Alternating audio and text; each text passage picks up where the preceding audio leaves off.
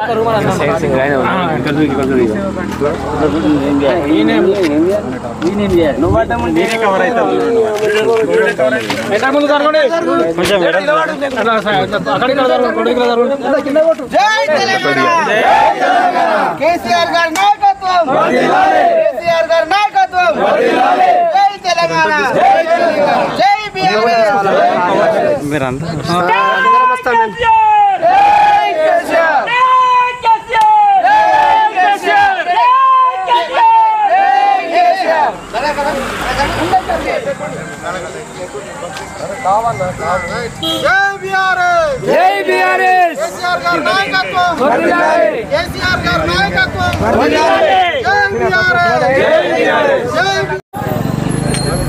నాపేట్ చలో వరంగల్ ఈరోజు విజయోత్సవ సభకు వెళ్తున్న నాపేట్ మండలాల వారి విలేజ్ వారిగా వస్తున్న ప్రజలందరికీ బీఆర్ఎస్ కుటుంబ సభ్యులకు అందరికీ శుభాభివందనాలు.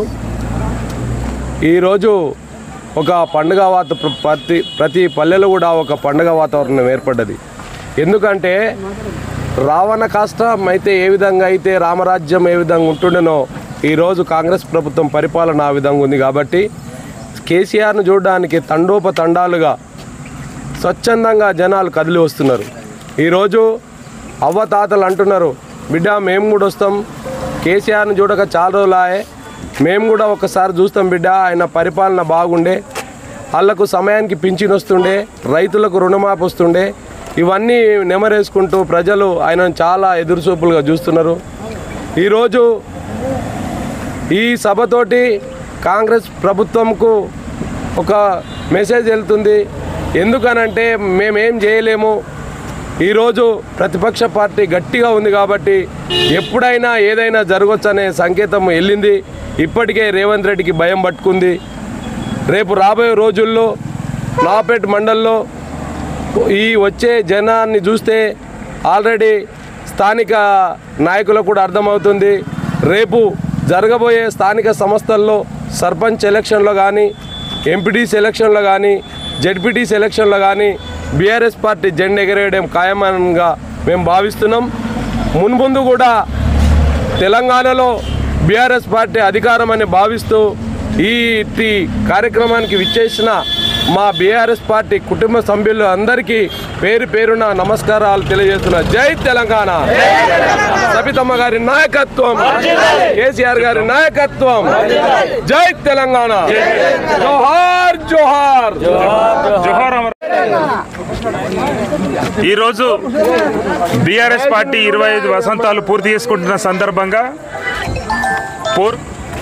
రజతోత్సవ సభ సందర్భంగా నౌపేట్ మండలం నుంచి దాదాపు 32 గ్రామాల నుంచి దాదాపు 5,000 మంది గులాబీ కుటుంబ సభ్యులు వరంగల్కు తరలివెడుతున్న శుభ సందర్భంగా ఈరోజు మైతాబ్ ఖాన్ కూడా చౌరస్తాలో పార్టీ అధ్యక్షులు దయాకర్ రెడ్డి, అదేవిధంగా మండల వర్కింగ్ ప్రెసిడెంట్ శాంతికుమార్, అదేవిధంగా పురుషోత్తం గారు, మిగతా మండల పార్టీ నాయకులందరి సమక్షంలో పార్టీ కుటుంబ సభ్యులను తరలివెడుతున్న సందర్భంగా జెండా ఊపి ఈ కార్యక్రమాన్ని ప్రారంభించడం జరిగింది.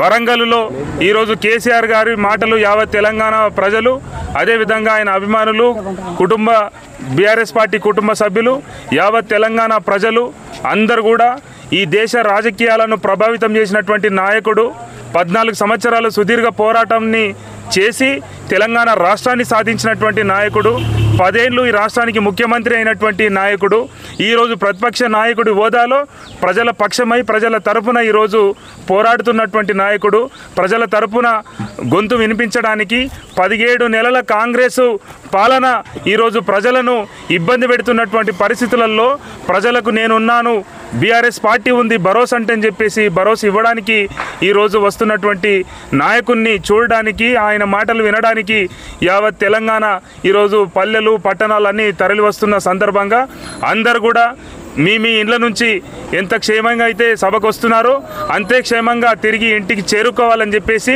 ఈ రాష్ట్రంలో మళ్ళీ బీఆర్ఎస్ పార్టీని తప్పకుండా అధికారంలోకి తీసుకొని బంగారు తెలంగాణను నిర్మించుకుందామని చెప్పేసి ఈ సందర్భంగా పిలుపునిస్తూ తప్పకుండా రాబోయే రోజుల్లో బీఆర్ఎస్ పార్టీది విజయం అని చెప్పి తెలియజేసుకుంటూ జై తెలంగాణ.